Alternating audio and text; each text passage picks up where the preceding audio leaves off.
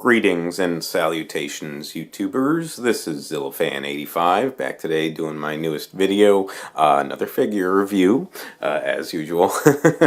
And for today, I wanted to go ahead and review my Gigan Gashapon figure. So this one, actually, I was definitely looking forward to reviewing him. Gigan, another kaiju that I happen to really love a lot. Certainly amongst, among my favorite kaiju. Definitely a top 10 favorite of mine. And so I was really happy to be able to get a hold of this one. Prior to getting this Gashapon figure, the only other Gigan that I actually had in my collection was the Trendmasters one. So it was nice, though, to get a more movie-accurate version of him. I've now since gotten a standard size figure of him. Like I said, this is the Gashapon, minifigure. But now I've gotten a standard size figure of him, the Bandai Creation one, which I actually happen to like a lot, too. I'm going to review that at a later date, of course. But I figured I wanted to go ahead and review the Gashapon one as to start with as far as Gigan goes. Like I said, Gigan is definitely a kaiju that I really love. I think he's underused because he's a very, he's one of the villainous kaiju, and he's a very menacing presence, and he's got the ability to really, be a serious threat to Godzilla and other monsters, and it was certainly one of the ones that really proved that to me was the NES, the Nintendo game Godzilla Monster of Monsters, because he was considered one of the big three villain kaiju, boss kaiju of the game, along with Mecha Godzilla and King Ghidorah. And he definitely lived up to that name in the game because his attacks and abilities and his power certainly made him a very difficult boss battle anytime you did have to cross paths with him. So I really liked how they showcased that in the game. And that happens to be a game I did a video on it earlier on, quite a few months ago. But anyways, I happen to love that game. And showcasing Gigan as a true powerhouse was definitely one of the many reasons why I love that game. But anyways, Gigan made his first appearance in the 1972 film Godzilla vs. Gigan. That's essentially what this figure is based off of. He had two Showa appearances. His next one was 1973's Godzilla vs. Megalon. It was basically the same design no matter which movie you watched him from. With that, those were really his only two Showa appearances, and then he didn't appear again until Godzilla Final Wars. And that design, the Final Wars design, I know some people really like it. I'm not really crazy about it, honestly. I much prefer his Showa design. I love the way he looks here. Like I said, I think he's just an awesome monster all around. I wish that they would have used him more because, like I said, he makes for a very powerful foe for Godzilla. So I know in the MonsterVerse, I know it was mentioned, Michael Dougherty had mentioned wanting to use Gigan in the movie, but obviously because of licensing rights, creates an issue. But we'll see what they can do in the future if they do any movies beyond Godzilla vs. Kong. I'm really excited for Godzilla 2 King of the Monsters as well as Godzilla vs. Kong. So can't wait for those, and hoping as long as they turn out well that maybe they'll be able to continue the MonsterVerse, but I'm not sure at this point. Anyways, though, jumping into the figure review itself. So Gigan here, as you can see, like I said, Gashapon minifigure. So we're not going to do any sizing or anything like that, and I don't usually tend to do so anyway, but we jump into it with the paint scheme here.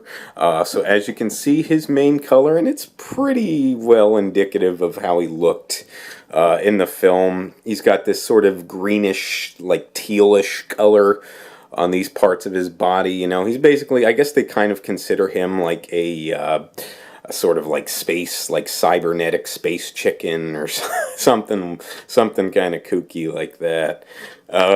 Sorry, the part, it's a Gashapon figure, so the parts go into place, so I just got to kind of fit that on there, stay in as best as it can. Anyway, though, so you can see that sort of tealish color around around the underside of the tail, on the legs and arms, on the neck and the head, so you can see all of that. And I think they actually applied that paint quite nicely. I really like it. And then otherwise, you got the silver for the for these hook claws for his hands, because he's got hooks for hands, basically. Pretty awesome. One of his many awesome features. And then of course he's got the silver for the buzzsaw on the chest and stomach, abdomen area. The silver for the for his beak with the mandibles, as you can see there. That looks pretty decent. The silver for that hook on the top of his head, and that spike there, and then the other spikes going down his neck have that silverish color as well. And then for these wing flaps that he's got, they're more of that golden brownish color, almost like King Ghidorah's color. And then of course you got the same going down the top side of his tail and the back with the spikes down his tail. I'm not sure if those were, I don't know if those were really supposed to be the brownish color, if they should have been more of the silver. I'm just trying to remember from the way he looked in the film, but I mean, not too bad nonetheless, though. And then of course the down the front side of his neck, down through the chest and abdomen area, all the way down towards where it reaches the tail, you got that golden brownish color as well, with that sort of tealish color, doing that kind of classic design that Gigan has, or it kind of merges into that chest area along those four strips, I guess you would call them. But it's a really, really cool look. I just love his design so much. And like I said, namely so his Showa design. And then, of course, you got the red for that sort of mono visor-shaped eye that he's got. Excuse me. You got red paint as well on the inside of the mouth right there. So that's some nice attention there. I like that they did that. Didn't leave it too plain looking, and that I think does about cover it for the paint. So nothing too crazy, but definitely overall I would say pretty movie accurate. Oh, and the other thing is the silver on the those. He's got like that one big toe claw that he's got, and so it's got that silver paint there. Very, very cool. So that covers it for paint, and a lot of that does segue into the detail, and they did a very nice job of the detailing. You see he's got the scaling on the on his neck and chest and abdomen area. I think they did a very, very nice job doing the detail for the scaling there. Like I said, they included the buzzsaw on his chest and abdomen area, an underused weapon which again was really showcased well in Godzilla Monster of Monsters on the NES, because it was actually one of his main weapons that he would use in the game, and it did a lot of damage if you got caught with it. You know, Godzilla and Mothra were the two playable characters. Mothra is a little easier because she can fly around on the screen to try and avoid that, but Godzilla, you're pretty much effed. You're pretty much SOL when he used the buzzsaw attack. The only thing is I try to suggest is go on the offensive to try and at least damage him while he's damaging you, because you can still do that. Anyway, though, then like I said, they got that sort of visor-shaped eye that he's got there, which he fires like an eye beam from. Really, really cool, like a laser beam, eye beam, whatever you want to call it. But very, very cool attack of his as well. They included the hook claws. Sorry, a piece is popping out there, folks. Anyway, though, that's one of the things you got to deal with Gashapon figures, unless you glue them into place, but I rather not.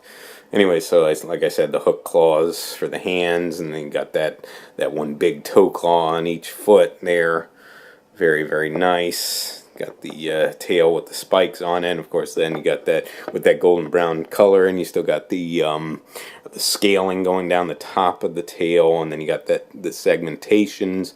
Not too highlighted here, they're more subtle. If the camera cooperates, and you can kind of see them a little bit there. They're more subtly done, But nice though, they got some folds in the skin, as you can see there, and the neck going down into the shoulder.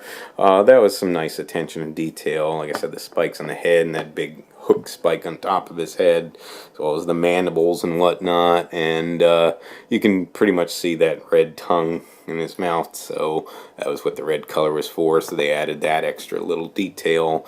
Very, very awesome. So I really, really like it. And then of course his wings on his back, which don't do much, but you know, I think they serve their purpose pretty well. So, and they look pretty nice. They got the segments there with those spike tips on each point of the wings. It's got the 3 of them there, as you can see. And they all have the detailing with the line segmentations and the points on the ends. So very, very awesome. So I think that pretty much should cover it for the detailing in the figure. Other than that, and like I said, they got the design down pretty well overall, I think. Like I said, I think it's pretty movie accurate. Again, Gashapon figure's not going to be perfect, but I think it was pretty nicely done. And other than that, articulation, but again, a Gashapon figure really isn't any. This arm is a solid piece. This one pops into place, as you kind of saw earlier when it came out.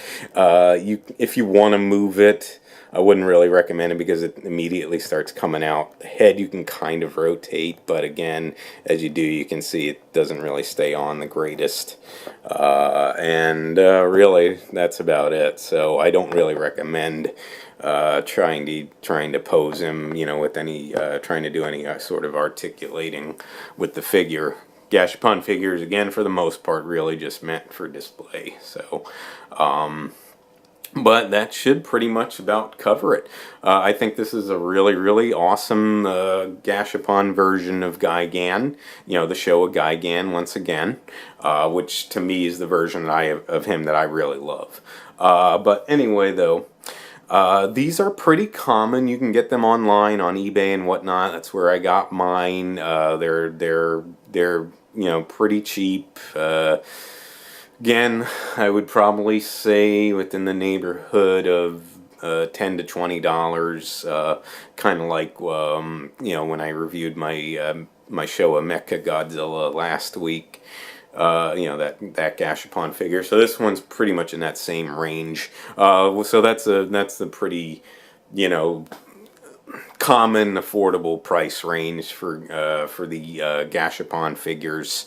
Sometimes they'll go over 20, sometimes could even be higher if they're rarer figures, but this figure is pretty common, like I said. So I don't think you should really have to pay much more than $20 for it, and hopefully you can find it even less. But if you're in the market, like I said, I think it's a really nicely done version. If you don't want a standard size version, or you just want to have a Gashapon Gigan, I definitely recommend picking this guy up. But that does about wrap it up for the video though, folks. So with that, I would like to thank you so much for watching. If you would like to subscribe, please feel free to do so. If you would like to like and or comment on any of my videos, please feel free to do so as well. And just remember, until next time, ladies and gentlemen, you be good to yourselves, and sayonara.